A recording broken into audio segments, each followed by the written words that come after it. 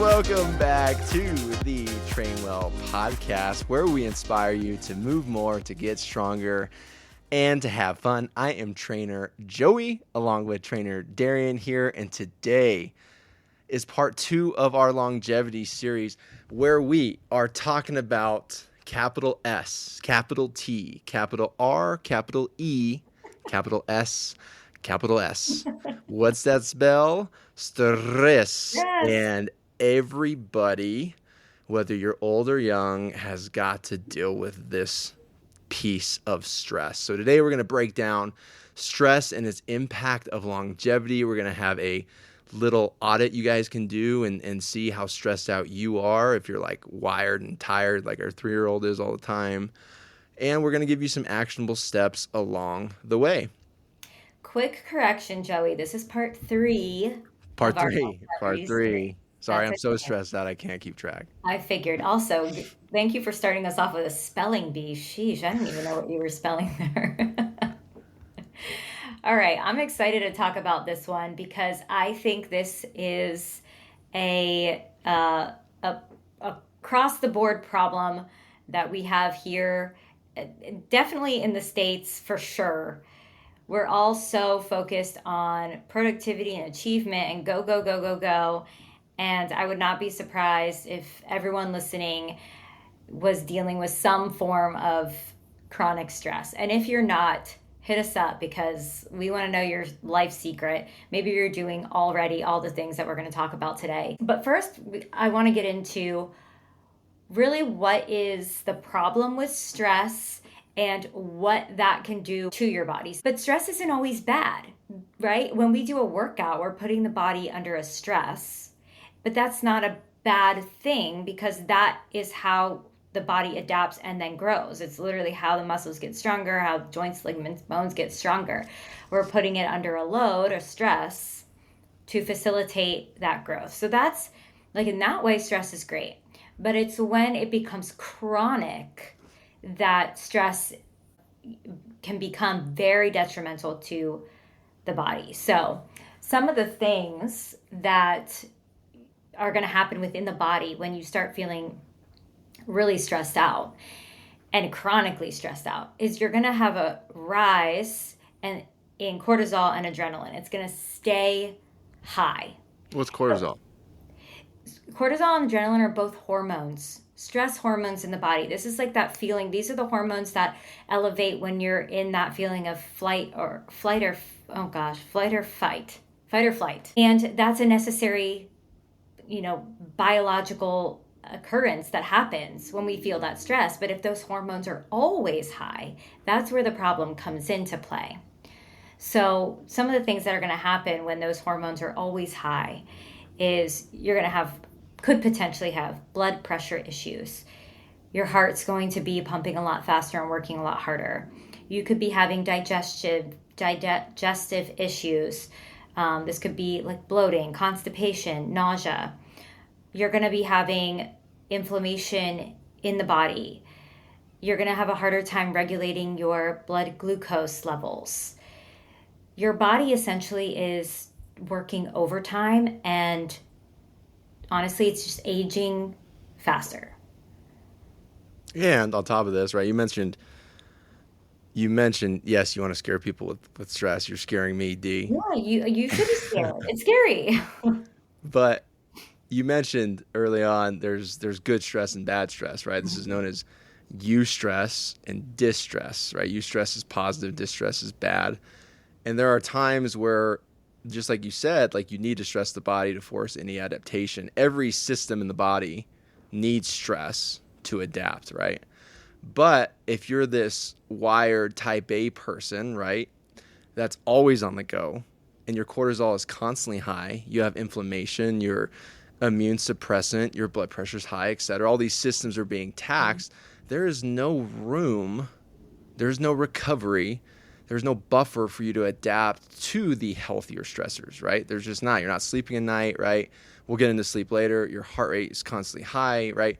So there's an important recognition to, number one, have awareness with this. And we were talking before this, is most people walk around without even knowing they're stressed out, Mm-hmm. right? And that's a red flag right there. Like if you talk to somebody like my wrestling coach, for instance, poor guy, he died of a heart attack, Nick Doyle, memory eternal.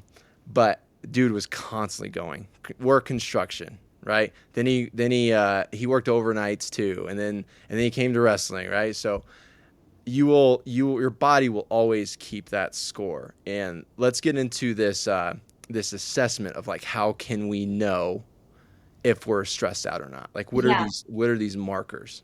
Yeah, I want to say one last thing about that is that the reason I think that some people don't know that they're stressed is because they've gotten used to this way Mhm. of life of feeling the stress. So to them, it seems and feels normal. Oh no, I'm just normal. It's normal.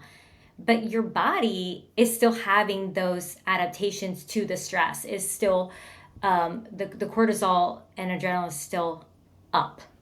Oh, I have this quick list of cortisol's chronic impact. Ready? This will Okay, really scare our listeners out. can't All wait. right, so this is chronic cortisol impact. Okay, I'm gonna read these off fast. Memory loss, anxiety, depression, insomnia, fatigue, high blood pressure, inflammation, weight gain, high blood sugar, suppressed immunity, indigestion, IBS, irritable bowel syndrome, and appetite changes. Don't want any of that. Yeah, if you're not stressed now, if you're not stressed, you sure are now. It is. I honestly, like when we were discussing this before we started recording, I started feeling my heart rate elevate because I'm like, oh my God, yeah, stress. This is a problem. We have to deal with this. It cannot be overlooked. It's so easy to overlook it, but it's so important. So here's some things you can ask yourself right now. We're going to read the list. Ask yourself these questions. And if you're checking off even two of these, you could be struggling with chronic stress. So here are some, and these are the first set of questions is these are just things how you're feeling. And I think these are a little more obvious too, but if you're feeling overwhelmed, irritable, or anxious, are you feeling more dread and fatigue instead of joy and motivation? And then do you constantly feel on or in that fight or flight mode? So think about that. Do you feel that way on pretty much a regular basis multiple times throughout the week? Here's And then, another list we put yeah. together too. Are you sleeping less than 7 hours a night? What's your resting heart rate? Is it greater or less than 65 beats a minute on average? Do you rely heavily on caffeine to just function daily? Do you feel wired but tired at night? And are you irritable with snapping at people more than usual? If you have kids under toddler age, this is acceptable, right? Hint, hint. But that's another great list used to assess your stress load. Yeah, I think that that last one specifically, I know I'm really stressed when my kid goes, Mama, and my response is, What?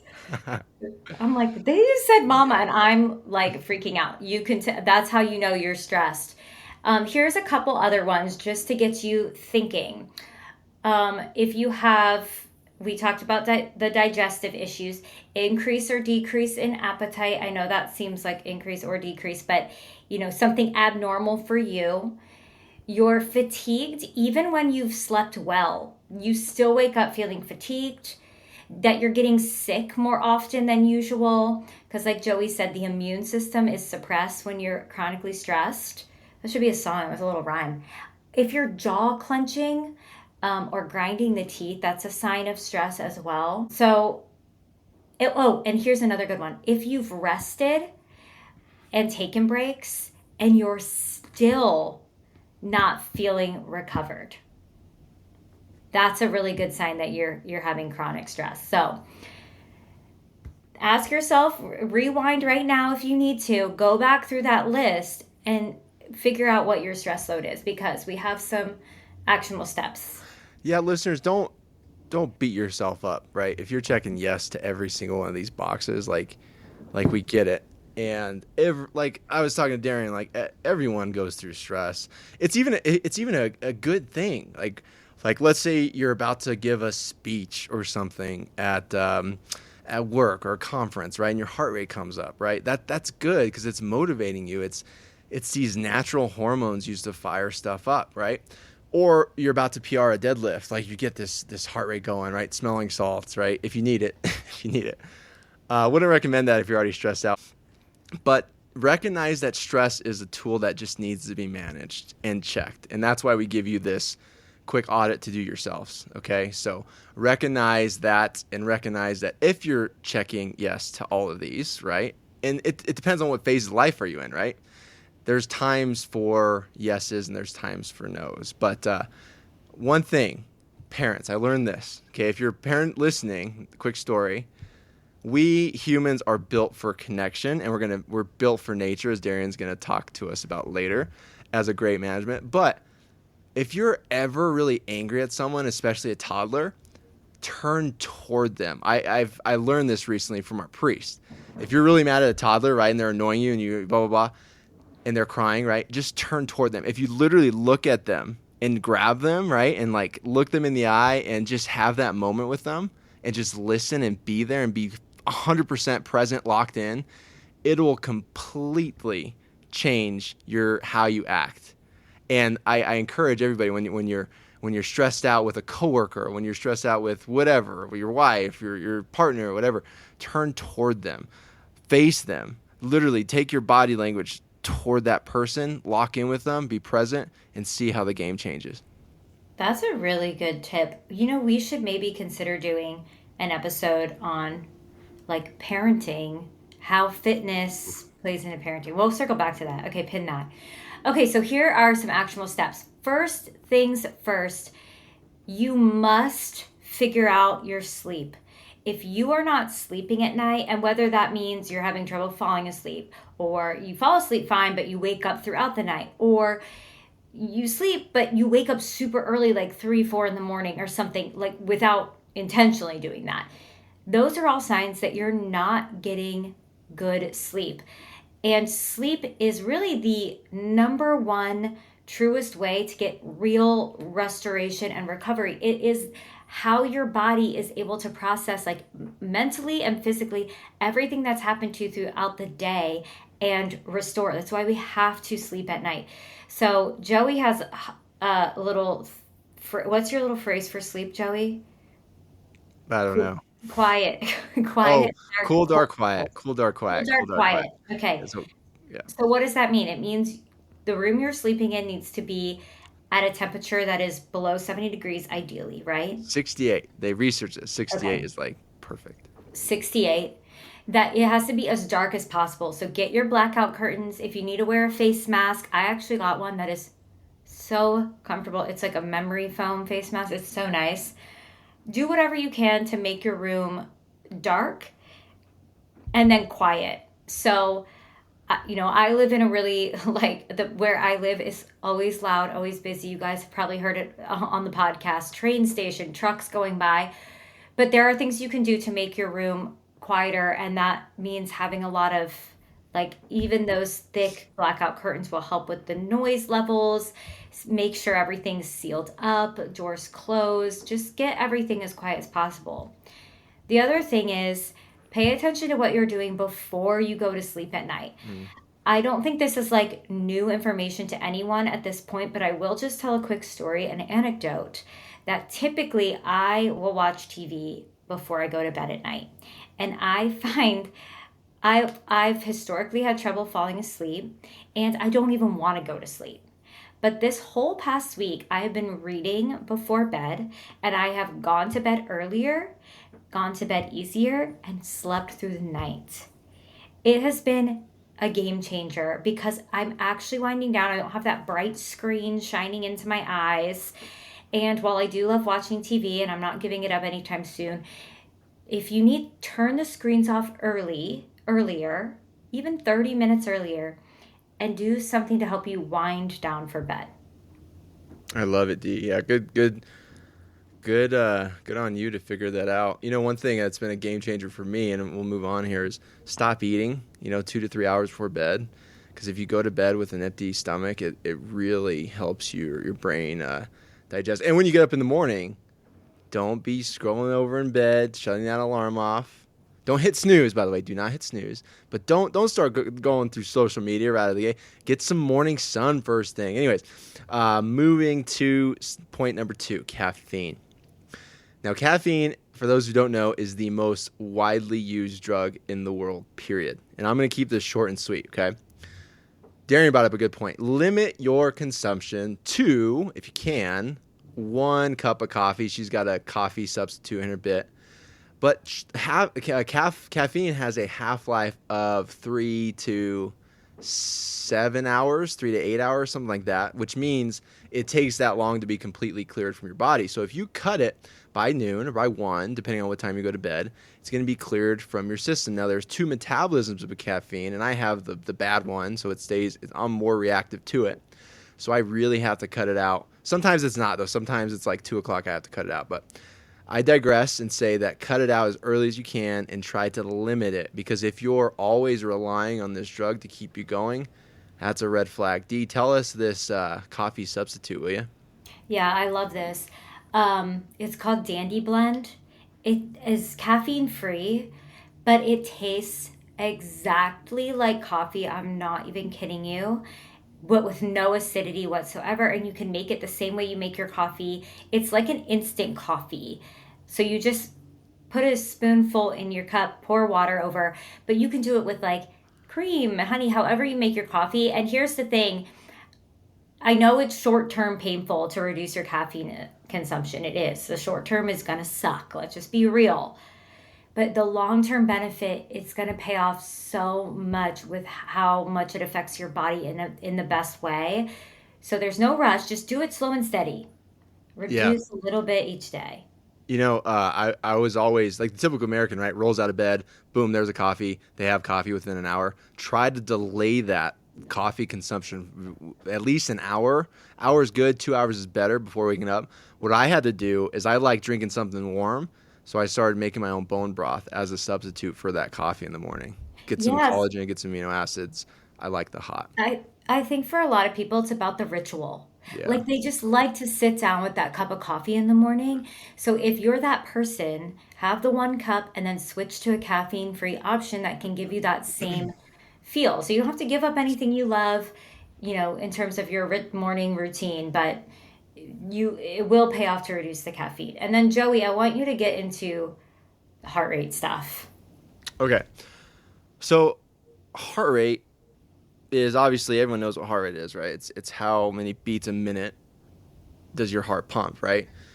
And there's all these cool things like heart rate variability, which I'll get to in a second, but I encourage all my clients to always track their resting heart rate, because we know for sure that the lower resting heart rate you have, it's an indicator of not only how cardiorespiratory fit you are, but also how you're managing your stress. For example, if you're tracking your heart rate and it's constantly, let's say 60, okay, the average resting heart rate, I believe for a male is around 75, 80. For a female, it's 70, 75. I might have those numbers mixed up. But the lower you have, mine is 48 right now. The lowest it's ever been was 42 when I was like super triathlete guy. But the lower it is, the better. Okay. And if you are tracking it and it's 60, 60, 60, 65, whatever, and then one day, boom, it's like 85, that is your body telling you that, hey, it may be a day off. It may be a 70% day where you just go to the gym and you just do 70% of the load, or you have a big meeting that you just do some mobility that time. So definitely keep track of that heart rate, because it's an indicator of so many things. The biggest being, one, your hormone profile, right? Is there epinephrine? Is there adrenaline? Is there cortisol going on too much? And it tells you how fit you are, right? About heart rate variability. Okay, now there's all these wearables where you can see all this data, right? Basically, heart rate variability in a nutshell is the gap between heartbeats. And basically, like if you have 60 beats a minute, let's say, your heart doesn't actually beat every second. It's close to, but there's a variability there in timing. Now, without going down a rabbit hole, the greater heart rate variability you have, okay, it shows that you have more of a good stress tolerance as opposed to a low heart rate variability. So that's a great score to look at, okay? Apple Watch can track it. Morpheus can track it. Whoop is a great company, by the way. You should check out Whoop. And an Oura Ring, right? You can get a lot of this data from there. But basically, it shows you have faster recovery. You have emotional resilience. You have lower stress. You have better cardiovascular fitness. All these markers. So in short, a higher HRV is good generally, and a lower HRV can be a red flag. And how, like, what are the practical steps? Like, let's say someone's not going to track, they don't have a wearable, or they're like me and they don't want to track numbers on a regular basis. What are like the practical steps to improve heart rate, resting heart rate, and heart rate variability? Oh man, you know this. This is where the fancy zone 2 comes in, and in this all started with Peter Attia's book, right? In his book, he recommends 2 to 4 hours of this zone 2. What the hell is zone 2, right? Zone 2 is this coin term of basically moderate intensity aerobic exercise. Okay, we all need it. Okay, we talked about it last episode where you go to the doctor and the first thing they do is they put the stethoscope on the heart, right? Listen to your heartbeat, listen to your lungs, cardiorespiratory, right? They don't ask Darian how much you bench press. And so getting back to how can we improve this, we simply have to do more zone 2 cardio. And generally, it's 120 beats a minute to 150 beats a minute, okay? So the more fit you are and the younger you are and the less stressed out you are, you can lean to the 150 beats a minute when you do this aerobic work. Or you can be at the 120. So walking does not count, right? Walking is great for sure, but to truly improve this lower heart rate and improve your cardiovascular fitness, go out for a inclined walk. Go do something you enjoy. Go for a swim. Play pickleball. Take some dance, right? You should be able to have a conversation while you're doing the activity. And to be honest with you, for me personally, okay, I'm training for these crazy bike rides now, but it's the only this repetitive exercise I do, like cycling or running, it just really cleanses my head big time, because it's not like a weightlifting session where I have to focus in on a set and then rest and I'm kind of distracted and get locked in again. It's this little repetitive thing over and over, right? And it's outside, so I'm getting multitude of benefits. So listeners, if you haven't done any aerobic fitness, start with 2 30-minute sessions a day. Okay, it could be walking because your heart rate might be high, but slowly work up to that 2 to 4 golden sweet spot of this low intensity zone 2 cardio. Okay, that's perfect. I guess I have to start doing cardio. Darn. That's okay. I've actually been coming around to the idea. I might buy some running shoes, just, see what it's like out there.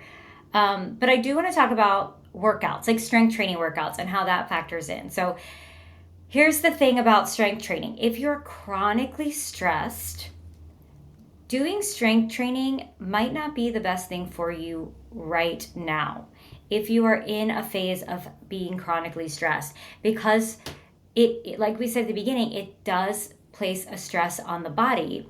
And while that's a good thing if you're not chronically stressed, if you are chronically stressed, it's just putting more stress on the body. So first we have to figure out the stress situation and get that managed. And instead of doing some, hard strength training workouts, maybe replacing that for your zone 2 workouts, doing some mobility, just doing something that's a little bit easier during times of high stress. So this could even be like a yoga routine or a yoga class, something like that. We can always work back to the strength training. Personally, I'm never going to give up strength training, but I do know when I'm feeling very stressed, what that feels like in my body, I do not push the weights during my strength training routines. I'm basically just going through the motions. I'm doing weights that I know are light for me, working those movement patterns, moving the joints through a range of motion, focusing a little bit more on form, and just listening to my body and not taxing it. So it's an option. If you really love strength training, you don't want to give it up, but you are having a lot of stress, pull the weights way back and just go through the workout in a way that feels like easy and comfortable, and let that be enough. That Well will said. be enough. Yeah. Well said. We worked with a bunch of first responders, D, and they would come in from a 24-hour shift, right? And I'm talking to you nurses too. I know you all have a crazy schedule. MDs out there, lawyers, first responders on a shift workers, right? The last thing these people needed when they came into the gym was a HIIT workout or an intense workout, right? Just because it was on the whiteboard, right, at our gym, didn't mean that they had to do it. And so it was a constant battle for them to be like, hey, I'm going to give you a different exercise here. You're still in the gym, you're still around your people, but hey, it's not time for a deadlift. So track that resting heart rate, etc. Next up is these steps, these rituals, these practices, if you will, that you can do that are very important to reduce stress. And I'll share them, and I'll kind of share how I practice and get this in my daily routine. But it's breath work, right? One way you can know if you're stressed out or not, and if you're with your buddy or whatever, or you're around coworkers, just look how they're breathing. Okay, we should always be breathing nasally. Check out the book by James Nestor, Breath, amazing. And just by breathing nasally, right, there's all these benefits. But you can even do some box breathing. Box breathing was invented by the Navy SEALs, where you get in a hook lying position, you lay on your back, put your feet up, and you breathe from your belly diaphragmatically, and you breathe in for about 4 seconds. You pause for 4 seconds. You exhale for 4 seconds, and then you hold for 4 seconds. So it creates this box parameter. It can be 2 seconds if you want to. It can be 3 seconds. And there's various routines you can do. Check out breath. Meditation, sitting in silence. Silence is this big thing we don't have so much of in this world today. And if everyone can sit in silence even 5 minutes a day, it's an amazing practice. Practice silence, not only inner, but outer, okay? Create a journal, right? Gratitude journal, first and foremost, okay? Talk about talk with yourself about how you're feeling. Get these thoughts on paper, longhand. Don't be typing in your phone because you're getting more screen time. Then you get a pop-up from Instagram or whatever, or text message. Do it longhand. Get the screen away from you, okay? So these are practices. And the way I do them real quick is every morning I have this morning routine, right? I get up. The first thing I do is brush my teeth. I usually go to the bathroom, right? And then I always start with morning sun, gratitude journal, and then my movement practice. This is my time and my space before the kids get up, even before my wife gets up sometimes, that I have to take for myself and really set the day. And some days it doesn't go like that. And those are the days where I'm like more jittery and wiry and more reactive. So build that in. And don't start all this tomorrow. It may be just like Darian has, where she's reading before bed. That's huge. That's huge for you. So practice that. Breathing, meditation, get in silence, practice some journaling. Yeah, it's truly amazing. I want to share with everyone. I'm actually so proud of myself because about a month ago, I did realize that I was chronically stressed. Like I felt stressed all the time, and I noticed my breathing was so short and quick all the time. And I was so irritable. Like I said, my kids would just be like, Mama, and I'm like, what do you need? What? I was getting just so stressed out, and I'm really trying to figure out why am I so stressed? And one of the things I realized was that I wasn't staying in the present moment. I kept constantly propelling us forward, like even to the point where I was like laying out every next move for myself and the kids. Okay, we're gonna brush our teeth, and then we're gonna go downstairs, and then we have to get dressed really quick and get our shoes on, because then we have to get out the door, and then we have to get and I was like, and I'm doing that every second of the day. Even when we're at the thing, I'm like, okay, well, when we get home, we need to do this right away, and then we need to, and I was like, oh my God, just stop, just be present. And from that, I realized I really need to figure out this stress thing. I don't want to feel like this anymore. It's upsetting to me. I'm not enjoying my days. So for the last 3 weeks, over 3 weeks, I have done a morning stretch and meditation almost every single day. And it feels amazing. And I think I think over time I'll start to feel even better and better, but I notice I'm able to just be more present during the day. And it just feels so good to start with slow movement and just silence and focusing on my breathing, and it sets me up for the day. Highly recommend. And then go ahead, Joey, you're going to say something. What I was going to say is, like, not only that, right? Good for you, Darren. Good for you for this 3-week practice. But you'll also find yourself catching yourself and catching your emotions before they happen, right? An event happens, right? Like you're stuck behind the slow guy because you got to get the kids off, or you're stuck in traffic, whatever it may be.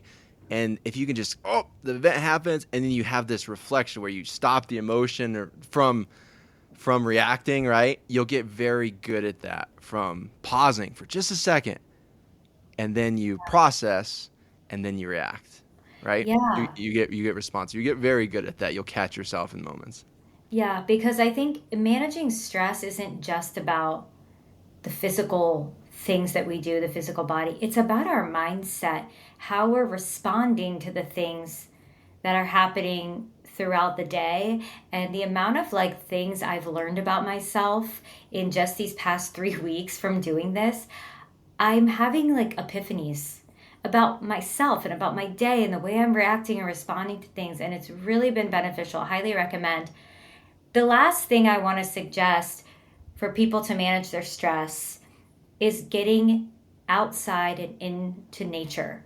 And I know that sounds like a woo-woo thing, but it's not a woo-woo thing. It is legitimate. We were born in nature. We are meant to, as human beings, as animals on this planet, be outdoors, surrounded by nature. I know if you've been living in a city a long time, or you tend to like activities that are like indoor activities, whether that's crafting or gaming or whatever, you might think that you're not an outdoorsy person. But there is nothing more true for a human being than being outside. You don't even have to spend a lot of time outside, but just go into nature. Go put your bare feet in the grass, lay down, look up at the sky, go on a hike, take your shoes off and put your feet in the creek. You will instantly feel calm. And it might take an adjustment if you're not used to being outside and spending time in nature. But the earth has a frequency. I know, again, this sounds woo, but the earth actually has a frequency. And it is matching our frequency as humans. So get connected again to the earth. There's a whole movement called grounding, but truly, all it is connecting with the earth. And it really does make a huge difference. I'll check that box by just going hunting and fishing. I wish I could make everybody a hunter and fisher, That's, you know what, Dee? Can I add one last thing to this list? Yeah. And we started it with our call because I sent you the Mufasa thing. Yeah. Is laughter. Man, you gotta laugh every single day. Find a way to make that happen. Watch a comedian at night, or look up dad jokes, or whatever you got to do. But definitely do that. I'll end my part with saying, what did the fish say when he swam into the wall, D? Damn. She stole my thunder. There she was. All right, we got D to laugh. All right, very good. All right, that was good. Okay. Thank you all so much for listening. I really hope that this episode has inspired you to really, check in with yourself. Ask yourself these important questions. Figure out, am I chronically stressed? And take some action to figure that out and manage your stress levels. Even if it's one thing you're going to commit to today, make a promise to yourself. What's the one first action step you're going to take? Guys, please share this show with your friends, your family, your dog, your neighbors, your mailmen, your hairstylist, your cobbler, whatever, right? We love you guys so much. Click the link below to check us out. 2 weeks free. Get matched with your personal trainer of your choice. We're doing it, D. We love you guys. Adios. Bye.